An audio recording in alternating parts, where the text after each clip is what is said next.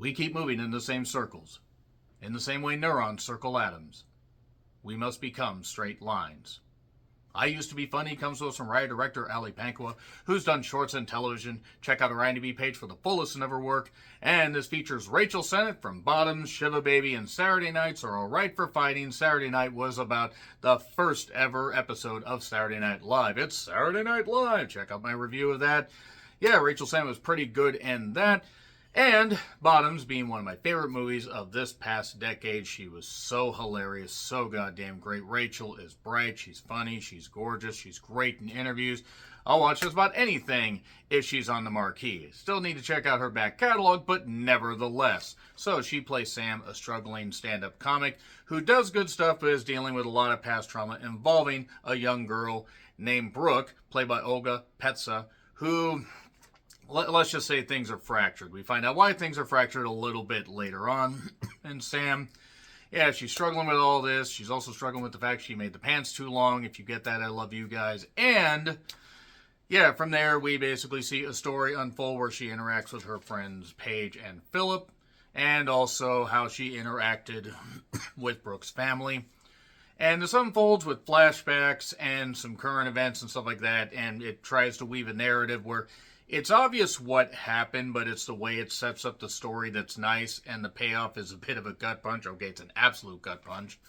But the thing is, it does prove how certain events, even when they're not the fault of the person that they're being perpetrated on, they can be blamed for, what happens, for the fallout, shall we say. I Used to Be Funny basically does offer a layered performance from Rachel Sennott, and I do also want to shout... Sabrina Jalys, who plays Paige, I thought she did a pretty good job here. And Jason Jones and me, no, not counting Crows, he does good as Cameron, Brooke's father.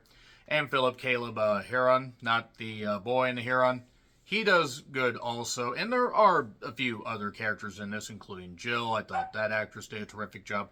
The thing about this movie that I have an issue with mainly is sometimes the flashbacks and then going right back to current times can get a little bit confusing, a little bit jarring. I mean, it's a simple story to keep an eye on and keep focused on.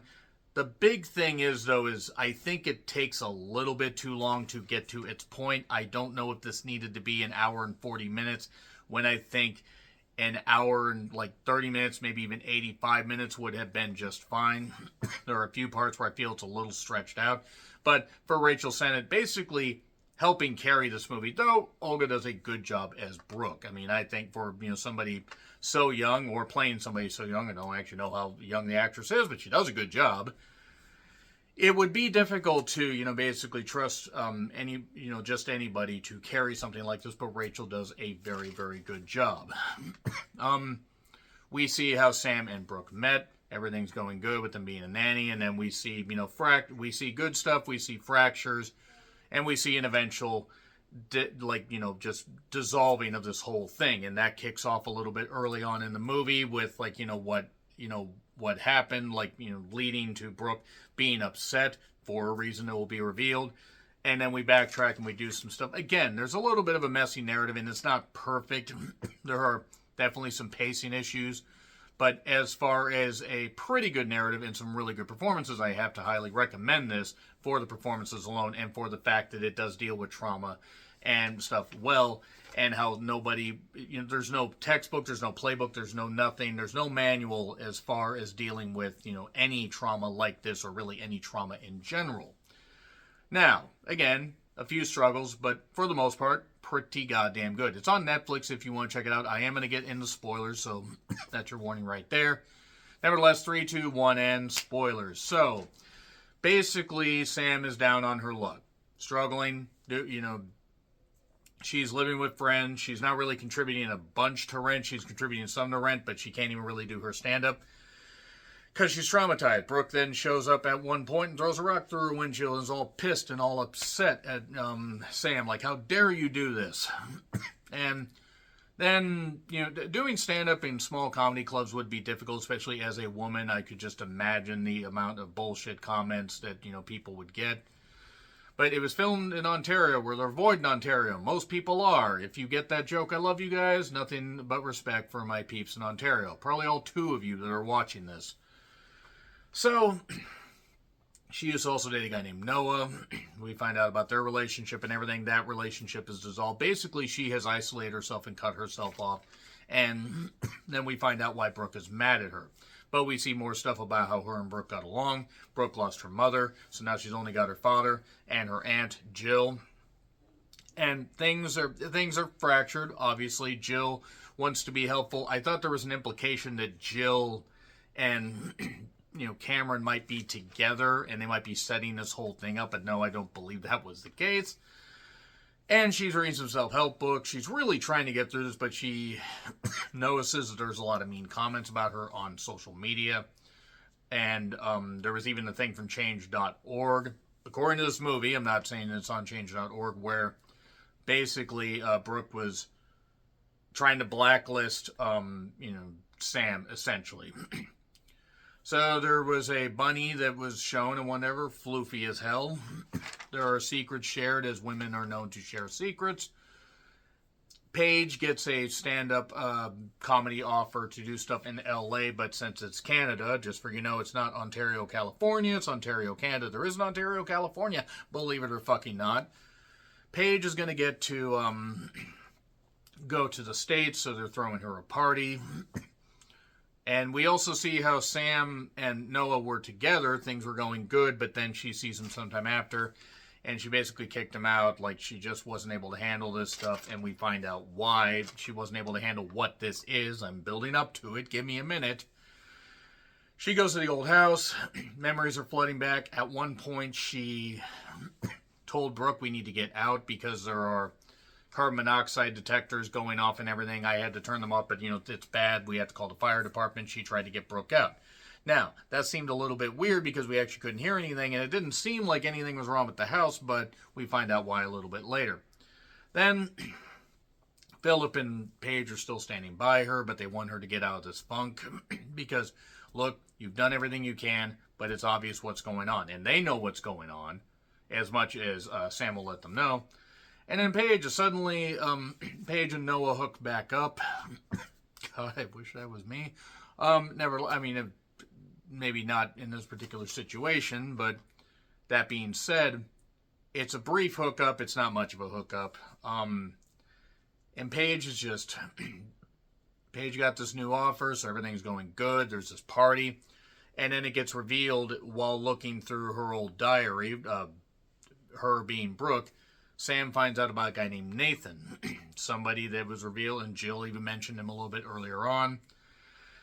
And yeah, Sam's still standoffish.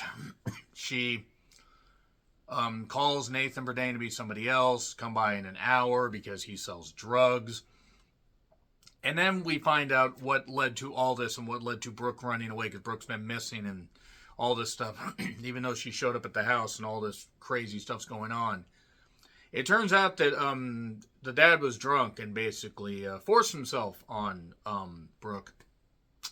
Yeah, that's not okay. That's not okay. They don't show much, but they show enough. Yeah, and that was enough for her. And the guy played the role well. I'm not saying that he actually did it, but yeah, no, that was a creepy thing. So that's why she was on trial, and she was basically put on the witness stand and stuff like that, and had to be exposed to all her stand-up, talking about rough sex, talking about all this, and well, you kept talking about it, and she said, are you going to ask what I was wearing next? Implying basically, look, false accusations happen regardless of who's involved, but we got to believe the victims. Believe the victims, and then if it gets revealed that actually, there was a lie, then it makes it harder for other victims to come forward. But then we don't make people feel like they can't come forward, and that was something that it touched upon. It was a busy movie, especially in the third act. But, yeah, that was uncomfortable as fuck. That's why Brooke was upset. Brooke wasn't upset so much that, she said that even if the dad did that, that, there was a big thing about it. Sam ends up rescuing Brooke from this, drug house, basically. It turns out she's underage, obviously. And Nathan's 18. You don't do that. You really don't do that. And she takes her to a hotel, and basically they have, this heart-to-heart, almost a knockdown, drag-out fight, but with words. Even if he did that, you left. Well, I'm still here. I'm here now. And Rachel pours her heart out talking about all the stuff that's going on with her. She distanced herself from so many people. She used to be funny. She's not anymore. Why would I want that? And then Brooke's like, it wasn't that you did it. It's that you left. And yeah, okay, but still. She may have lost everything, but still what her dad did wasn't okay. And then she's going to turn Brooke in as a missing person, and she's going to go live with her aunt, I assume.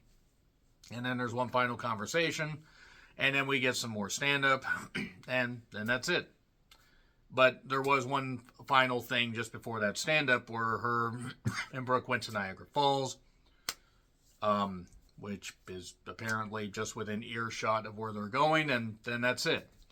So yeah, it's Lives Unraveled by creepy actions that fracture and damage so many people.